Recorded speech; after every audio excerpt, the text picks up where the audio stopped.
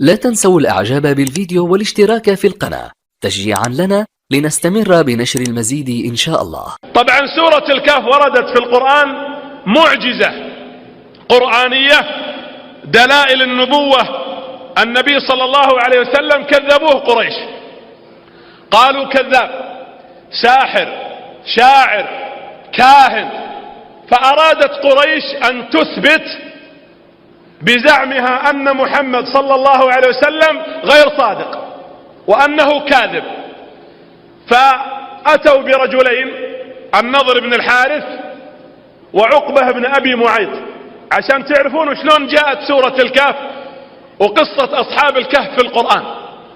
ذهب النضر بن الحارث وعقبة بن أبي معيط، أرسلوهم إلى أحبار اليهود في المدينة، قالوا اذهبوا إلى أحبار اليهود في المدينة اسألوهم عن أمر نحرج فيه محمدا ونثبت أمام الناس أن محمد كذاب كما يزعمون. ذهب النضر بن الحارث وعقبة بن أبي معيط والتقوا ببعض أحبار اليهود في المدينة، قالوا لهم إن محمدا أسلم على يده كثير من قريش ونحن مستاءون، الوضع هذا ما هو معجبنا، نريد أن نغير، أعطونا أسئلة أمرا تعرفونه أنتم يا أحبار اليهود ما يعرفه محمد، نريد أمر نفهمه أنه ليس بنبي. ففكروا الأحبار، وش نعطيه؟ ماذا تسألون؟ قالوا لو أردنا أن نسأله عن التوراة والإنجيل فلربما قرأها رسول الله، وربما لو أعطيناه شيء من أخبار قريش والعرب لعرفها بحكم أنه عربي وأنه من مكة. ففكروا، قالوا عندنا وثيقة سرية، هذه الوثيقة السرية لا بد أن تكون بعد المسيح. طبعا أصحاب الكهف كانوا في وقت كانوا بعد المسيح عيسى بن مريم، وقيل أنهم كانوا بعد ميلاده ب150 سنة، وكانوا قبل مبعث رسول الله ب150 سنة، يعني كانوا في النصف، فعام 450 ميلادي. هنا قالوا عندنا 3 أسئلة اسألوا محمد عنها، إن أجابكم فهو نبي. أهم سؤال يعنينا وله فرعين، قالوا اسألوه عن فتية كان قد اختفى أمرهم وقد اختفوا، إذا كان يعرفهم كم السنوات التي اختفوا، كم عدد السنوات التي اختفوها وكم كان عددهم، اسألوا عنها الفتية وخلوه يعلمكم أمرين، يخبركم كم سنة اختفوا وكم كان عدد هؤلاء الفتية. فذهبوا وجمعوا الناس في مكة لأنها فرصة، يحاولون إثبات كما يزعمون أن محمدا كذاب صلى الله عليه وسلم، وحاشا وكلا. فاجتمعت قريش، وجاء النضر بن الحارث وجاء عقبة بن أبي معيط، قالوا يا محمد سنسألك 3 أسئلة، إن جاوبتنا فأنت نبي، وإن لم تجاوبنا فأنت ليس بنبي، أنت كذاب.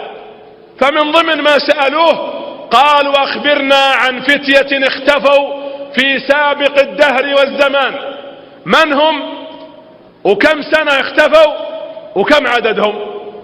طبعا الرسول لا يعرف وما كان هذا الموضوع في وقته، طلب منهم مهلة، قال أمهلوني إلى غد، بكرة أعطيكم خبر، ظنا من النبي صلى الله عليه وسلم أن الوحي بينزل عليه. جاء بكرة، اجتمعوا، عطنا خبر، ما جاوب النبي، ما عنده خبر، والأمر مزعج. وبدأ بعض الناس اللي توهم مسلمين يشكون في الإسلام، قال لهم أعطوني بكرة موعد آخر، غدا لعلي يعطيكم خبرا. والرسول ينتظر الوحي وما نزل الوحي، و15 يوم والرسول ينقطع الوحي عنه، حتى قال الله له ولا تقولن لشيء إني فاعل ذلك غدا إلا أن يشاء الله، لأنك ما قلت إلا أن يشاء الله.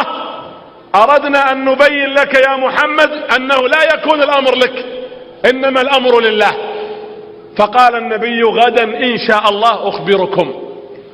ونزل جبريل عليه السلام وأخبر النبي، نزلت عليه القصة: أم حسبت أن أصحاب الكهف والرقيم كانوا من آياتنا عجبا إذ أوى الفتية إلى الكهف فقالوا ربنا، حتى قال الله: نحن نقص عليك نبأهم بالحق إنهم فتية آمنوا بربهم وزدناهم هدى، إلى آخر آيات أصحاب الكهف.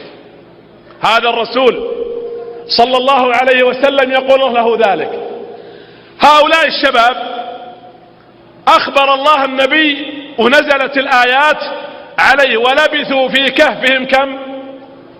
300 سنين وازدادوا 9. عطاها الله الإجابة الأولى إنهم فتية، وذكر الله له أنهم مكثوا في الكهف 309 سنوات. لكن طيب باقي الشرط الثاني العدد.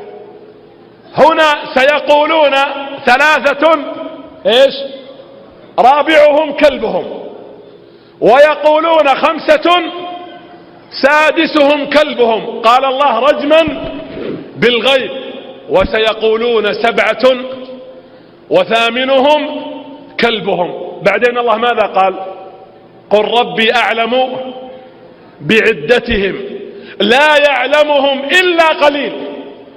طيب الحين ما أعطيتنا إجابة واضحة. هذا الإجابة أو هذه الإجابة فيها دلالة على نبوة محمد صلى الله عليه وسلم، لأن أحبار اليهود في الكتب هم مترددين، ليس عندهم عدد واضح. منهم من يقول 3 ومعهم كلب رابع، منهم من يقول 4 ومعهم كلب خامس، ومنهم من يقول 6 ومعهم الكلب السابع، ومنهم من يقول 7 ومعهم الكلب الثامن. هذا التردد لا يعرفه إلا قلة من الأحبار.